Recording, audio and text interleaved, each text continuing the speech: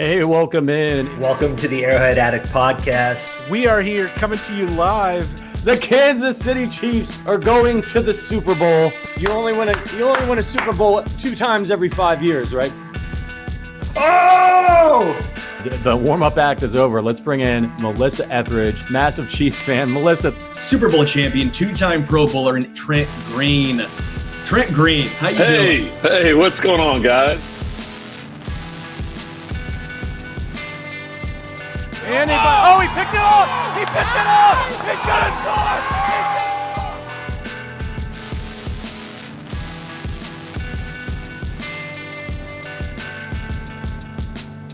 score! We'll see you next week, but until then, as always, go Chiefs. Welcome into the Arrowhead Addict podcast. It is an emergency podcast, a rare Monday podcast for us. Ladies and gentlemen, Patrick Allen and Matt Connor here with you. The Kansas City Chiefs and Travis Kelce are never, ever getting back together because they're never going to break up in the first place. The Chiefs have agreed to a contract extension with the GOAT of all tight ends, Travis Kelce, a 2-year contract extension that will make him the highest paid tight end in the NFL, as he should be. I'm going to read this tweet from Ian Rappaport and then get Matt Connor's initial reaction here. Rappaport says, no more champagne problems. The Chiefs and All-Pro and Pro Bowl tight end Travis Kelce have agreed to the terms of a new 2-year contract extension to make him the NFL's highest paid tight end. Sources say the deal was done by his long-term agent, Mike Simon, now with Milk Honey Sport. All right, Connor, what does it mean other than that Travis Kelce's not going anywhere for a little bit? It means a lot. Taylor sings about there must be some invisible string tying you to me. These are very visible strings. Travis Kelce is going nowhere. He's right now. Look, it wasn't like he was coming into a contract year. He had 1 year left. He signed a 4-year, $57.25 million deal back in 2020. That was a 4-year extension tagged onto the single year he had left there, leading him through 2025. Now, these 2 years, unless the language changes, because we don't know terms of the deal. But generally, if the Chiefs were going to give him just more money, like, hey, we've got money and we want to reward you because Kelce has largely been underpaid for a very, very long time. Tight ends who produce at his level are one of the NFL's greatest financial secrets. Like, it's a great way, it's a great loophole in a budget to be able to you don't have to pay the Tyreek $30 million, but you can pay Travis $15 million and get your 1A, alpha guy on offense as far as pass catching goes. So this is not being couched in the terms given by Rappaport as a pay grade hike. This is being couched as a legit 2-year extension. So I don't think that the Chiefs are just wiping clear a year and then adding a year. It really sounds like he's going to be under contract through 2027, which just changes all kinds of things. For those who had doubts about, he's getting more into the business and entertainment part of his career. He's, if you're worried about him slowing down, injury stuff. I mean, when you talk through 2027, let's put this in perspective. The Chiefs just drafted Jared Wiley, TCU, early, the first of 2 4th-round picks for the draft. When he was selected, the language around Wiley's selection was, here's a potential torchbearer. He's going to learn from and then get handed the torch by Kelce. This length of the deal now runs the entirety of Jared Wiley's contract with the Chiefs. So for perspective on what this means, it means that the guy the Chiefs just drafted is never going to be tight end 1. Never, at least through the entirety of his rookie deal. This is a long time to come. This is Travis still saying then, to me, as I'm reading this, I'm thinking a few things. One, the Chiefs are looking at Travis going, your bill of health is great. We trust you to be around a long time. It's Travis going, I feel great. I want to be here a long time. And, it keeps the wheels going on a Chiefs offense.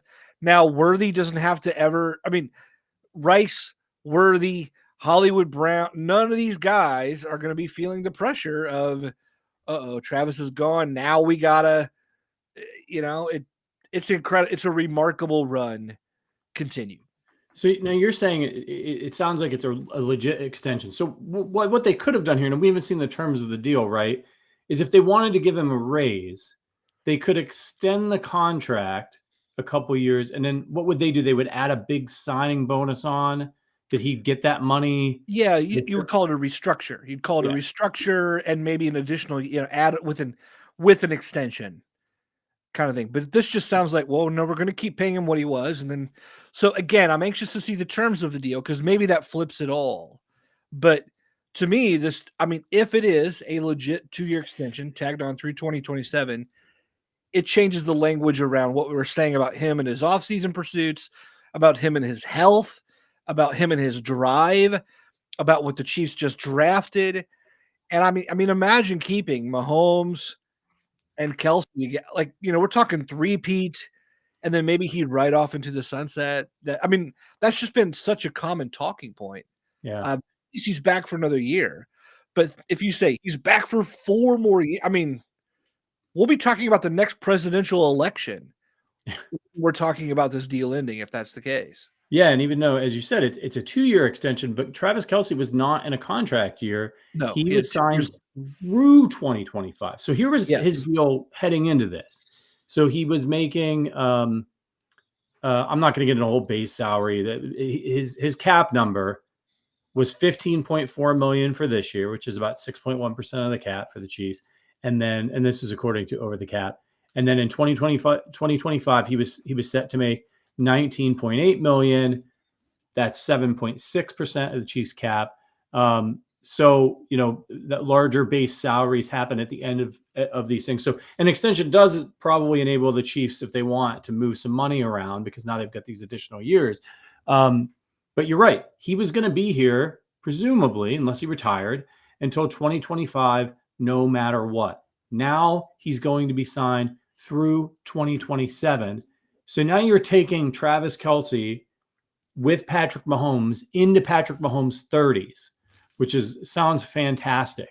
And I got 2 tweets here from James Palmer, who is as tapped into the Chiefs as anybody.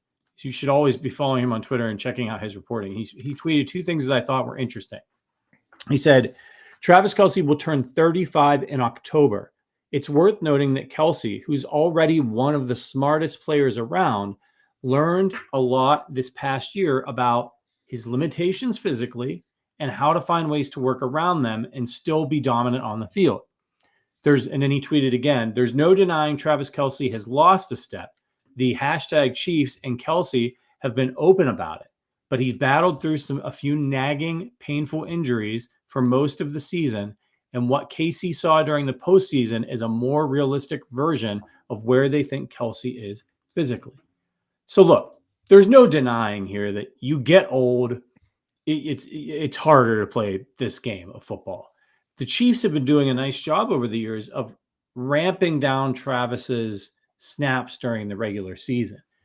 This influx of, taking the rookie in the draft, the influx of wide receivers that they brought in, that's going to enable the Chiefs to smartly extend Travis Kelce, not just through this 2027 season, if they want to, but extend his effectiveness. They don't need him out there every single play. They need him in the playoffs, in the Super Bowls, right? So it seems like the Chiefs are really set up nicely here. Yeah, look at what the Chiefs did in the draft. They did not need a tight end. You had Noah Gray coming into a contract year, which is going to make him very motivated, by the way. You just signed Irv Smith, who is actually has good hands, was in a good situation, and maybe find some room with the Chiefs to finally maybe break out and live up to that second round investment buzz that he first had entering the league. Still have Blake Bell maybe around if he wanted to be around, whatever. I mean, the Chiefs weren't destitute behind Kelce. Noah Gray can be the guy to spell him. But you bring in Wiley to learn for a year. Now you're super loaded this year. And then from there, you ease Wiley into a much better deal. Look, Travis Kelce, he got to rest the last week of the season. After that, 355 receiving yards in 4 postseason games, 3 touchdowns. A monster. He was a monster on a team that had no vertical passing game whatsoever. It's not like when you had Hollywood Brown, it all changes. Like, we should be real clear about this. When you add Hollywood Brown to Kelce next year already, he's going to be like a kid back in the candy store when he had Tyreek Hill. Then you add Xavier Worthy to that mix and say, hey, how do you want to play with our version of Jalen Waddle and Tyreek Hill? Kelce's going to feast. Kelce is going to feast.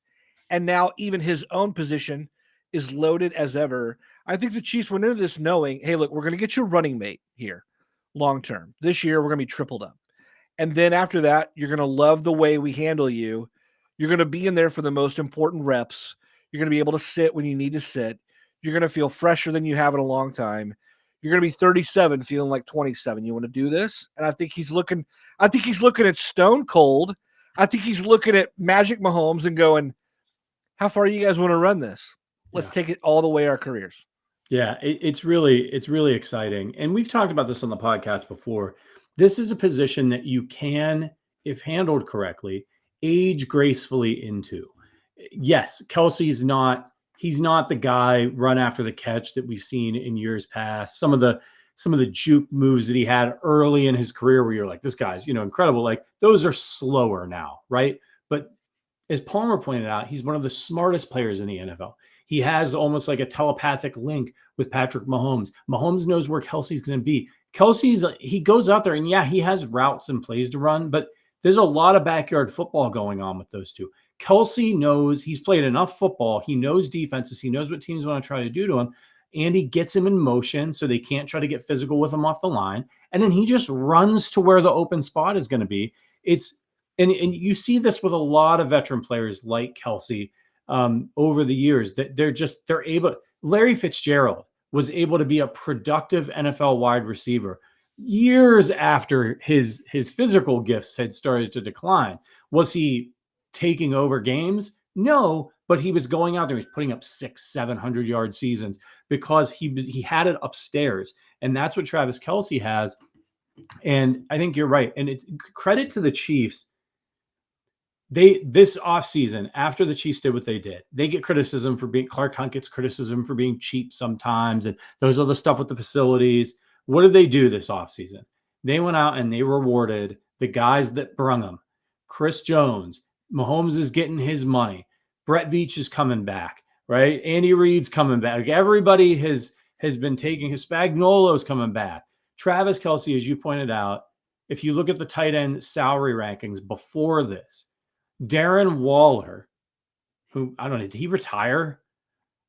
He might retire. There's buzz about that. He was the highest paid at 32 and I'm doing average per year here at $17 million a year. Yeah. Then TJ Hawkinson, who's 27 at 16.5. Then George Kittle at 15. Travis Kelce's contract was at 14.3 per year. So now you're looking at him going up over, if he's going to be the highest paid in the NFL, he's going to be over 17 average per year. That's well deserved for Travis Kelce. Because what's that? It's a few extra million, right? Yeah. If you're Clark Hunt at this point, think about, he's the big winner here. He's the big winner, by the way, because Travis Kelce is now a globally recognized figure. I'm assuming there are dozens of countries in which Travis Kelce could take a vacation and be recognized by someone because of his association to the NFL, to entertainment, and now to Taylor Swift. You have that guy. If he rides off into the sunset next year, he's former Chiefs, blah, blah, blah, tight end Travis Kelce. If you lock arms with him for the next 4 years, 4 more years of celeb, 4 more years of off-season TV appearances, 4 more years of Are You Smarter Than a Celebrity hosting routines, 4 more years of Taylor Swift, will she or won't she be at games, 4 more years of all of this, which some fans find distracting. But no matter what you feel about it, it all puts money in the NFL's pocket and in Clark Hunt's pocket because it's that many more T-shirts, ticket sales, merch, whatever, lucrative ad dollar. It's all there, man. Yeah. It's all there. By giving Travis Kelce $3 or $4 million more bucks in a year and then extending that deal a year or two, whatever it is, when we find out the terms, this is the easiest money Clark Hunt has ever spent. Yeah. This is an entertainment business. Some people come for the football. Some people come for the tailgating and the drinking. You know what I mean? People come into the Super Bowl because that's what everybody does. They watch the Super Bowl and they watch the commercials and this is an entertainment business, and Travis Kelce and now with Taylor Swift is this huge draw. I mean, he may be with the team through the wedding if those two decide to tie the knot. Can you imagine what kind of frenzy that's going to be? It's just super cool. I'm so happy for Travis. I'm so happy for the Chiefs kingdom because it just means we get to watch an all-time great play with a couple other all-time greats for an all-time great coach for a few more years. And again, they can really manage him because this is a team that's going to go to the playoffs as long as Patrick Mahomes is upright. They might even go to the playoffs if he's not because Andy Reid's such a good coach. I mean, that's what you have here. And I think you're right. This was just a really, really smart move by Clark Hunt and the Chiefs. And also a way to say thank you to Travis for these guys have delivered for you. If you're Clark Hunt, back-to-back Super Bowls, you have a chance. Your organization has a chance to do something that no other team has done. And remember, this is a guy who's trying to get a new stadium built somewhere, right? He wants to grow the value of this asset. You want to stay on top. And these guys, I think Chris Jones, Travis Kelce, they can keep giving it to you. They can keep giving you high production, maybe not quite as consistently as they did in the past. But what do you need? You need those guys to show up, come January and February. Yeah. Patrick, let me ask you about one more angle of this. I want to see what you think.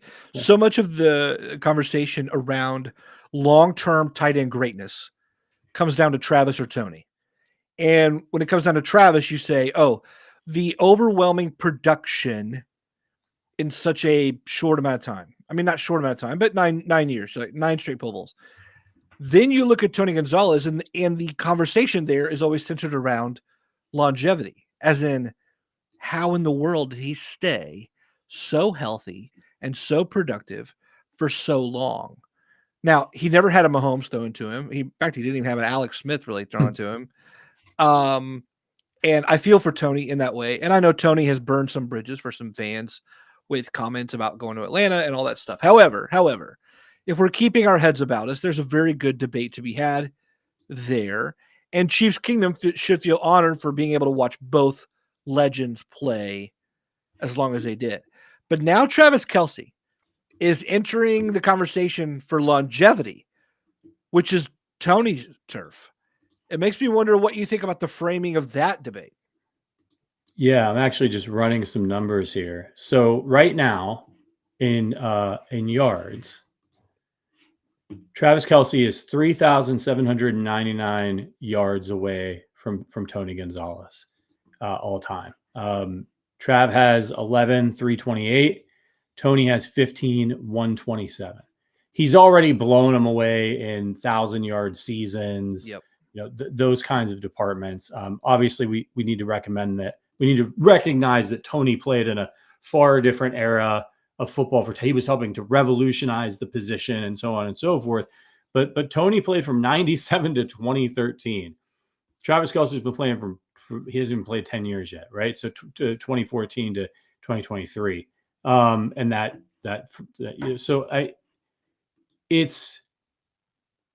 You have to wonder what Travis is thinking. I mean, forget what I think about the legacy. What is Travis thinking here about, Mahomes chasing Brady, right? That's pretty much the only guy left for him to run down. Brady in Montana, right?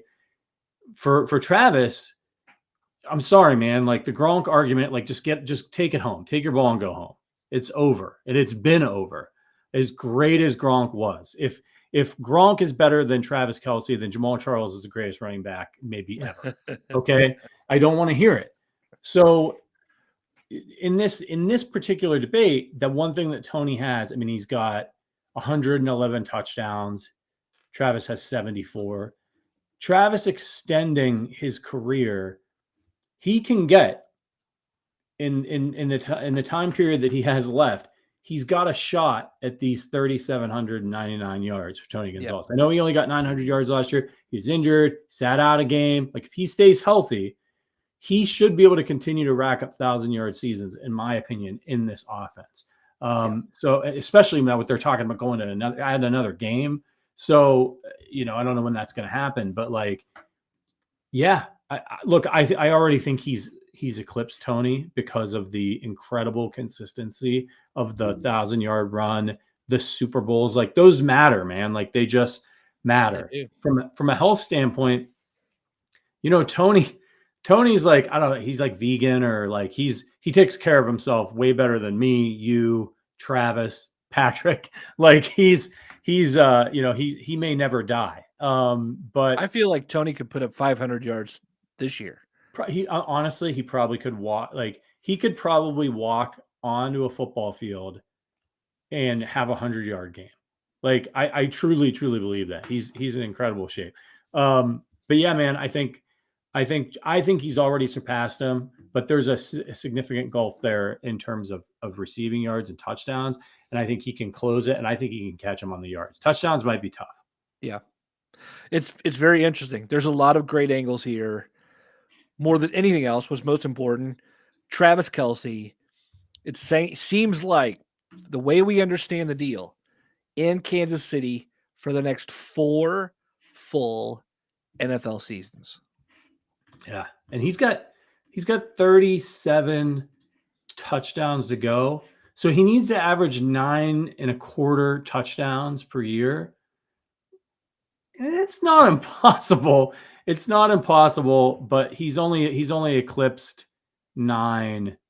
He hit 9 one year, and then 3 other years he eclipsed. So, they'd have to have it would have to be a concerted effort between him and Mahomes to be like, hey, I want to beat this guy in every category. I don't want there to be any kind of question. But if he has that tail end of his career like Tony has, you never know. Look, man, I'm just so excited. Thank you to everybody who jumped in the chat to do this. You need to keep your eyes on arrowheadaddict.com because as the details about this deal come out, Matt and the staff over there are going to have it broken down for you. They're going to let you know what it means. I'm sure Mahomes will tweet a reaction at some point. Stone Cold Jones will tweet a reaction at some point, and we'll have all of that coverage over on arrowheadaddict.com. But what do you think, Matt? Let's leave everybody with one question. And let us know in the chat what you guys think. Travis Kelce is a 3-time Super Bowl champion. When he retires, if this is his last ride, this contract, and he sees it all the way through, how many more Super Bowls will Travis Kelce win? I think you're at least in 2 more, at least winning 1 more. I'm just trying to play conservative here. Yeah. I mean, like, history would say 0, right? Like, history would be like, yeah, like there's just not, it's not going to happen. But we've just never seen anything like Patrick Mahomes and this like holy trinity that you have of these guys on offense with Reed, Mahomes, and Kelce. People in the chat are starting to sound off. Carol says 3 max. Tone says 2. Joe says 2. So you guys think he's got 2 out of the next 4 Super Bowls going to be the Chiefs? Can you imagine? I mean, go ahead. Sorry. I think if they win 2 of the next 4 Super Bowls, I'm already so happy, and like I could drop dead right now and I would be perfectly content. I can't imagine if they win 2 more Super Bowls in the next 4 years. Here's the problem though. The NFL, the rest of the NFL can't do anything about whether or not the Chiefs keep Kelce under contract, Stone Cold under contract, or Mahomes. But what they can do is make sure that their coaches aren't allowed to stay in place. And no one's done anything. They're allowing Steve Spagnuolo to learn, all right, give me another year worth of experience. Joe Cullen, Matt Nagy, and Andy Reid. I mean, the Chiefs have kept everyone except a retiring outside linebackers coach from last year's team, you think that knowledge doesn't multiply upon itself? Like we've watched Brett Veach get infinitely better at his job year after year after year after year. You think these coaches aren't going to do the same when allowed to stay together? I mean, everyone's scratching their head like, I can't believe they get to go for a three-peat. This is so rare. And it's like, what's rare is the fact that none of you are bothering to take any of the Chiefs coaches away from them, which forces them to kind of reset learning how to use their guys. That's the incredible part to me. And that's why I think that, to me, that's the best reason to believe they may reel off another 3-4 Super Bowls in the next 3-4 years. Yeah, man. Look, I'm gonna go with one. But if I was setting an over under, it would be 1.5. Because it's just, if you look at these last 2 Super Bowls that they won, like they should be better. Like they should be so much better next year. Now, of course, like I think the team that came back after the first Super Bowl that went 14-2 was one of the better Chiefs team I'd ever seen. And they weren't able to get it done. Things happen. And so we just, we don't know, injuries, things can happen in the NFL. Just ask Lamar Jackson and some of these guys, who miss seasons. But they just have, Patrick Mahomes, like his clutch gene, is he the most clutch quarterback ever, like already? Sure. It seems crazy to suggest it, but think about all of the games, not just like regular season comebacks, but like the crucial games that guy, every Super Bowl that they've won, they were losing. It's just, he's the most clutch quarterback I've ever seen. He's already in like Jordan territory of like, he gets the ball and you're just like, oh, well, like with the exception of that AFC Championship game against the Bengals, when it really matters, like you're just doomed. Yeah, I'm with you. The only other time I've ever seen anything like it in my lifetime is watching LeBron do what he has done over time, bringing greatness to a franchise that was kind of stuck in the mud. And I mean, you've seen it. You're from the same area, and so yeah, man, it's rare. It's once in a generation to see guys like this come along. When it's on your favorite team, it's something else entirely. Yeah, man. Look, set your DVRs for the next 4 years. Yeah, because Travis Kelce, Patrick Mahomes, Chris Jones, love that clip from Wolf of Wall Street where Leonardo DiCaprio says, "I'm not fucking leaving." The show goes on. That's what I'm. Somebody needs to paste Travis Kelce's head on Leo's body and start rolling that clip on repeat. The show goes on, ladies and gentlemen, which is great for all of us. Look, we've got a whole week of shows for you breaking down the Chiefs draft. So, Sterling and Matt will be back tomorrow. What time do you guys go on Tuesdays? We go at 3:00 Central. 3 Arrowhead time on Tuesday. Then, of course, we'll have Wacky Wednesday. My show on Thursday. But we'll have more on this Travis Kelce situation. We'll have draft grades and analysis and all that stuff all week. Thanks to everybody who joined us for our live draft show on Thursday. That was a ton of fun. And make sure you head over to arrowheadaddict.com to get all of your news. If you want to become a member of the Arrowhead Addict podcast, check out the link in the description. Got lots of great ways to support the show and a cool private Discord where we're going to be chatting about this evening, I'm sure. All right, everybody. Thank you so much. Shout out to producer Richard for getting this up and running and on no notice. For Matt Connor, Patrick Allen, we'll see you guys tomorrow. Until then, as always, go Chiefs.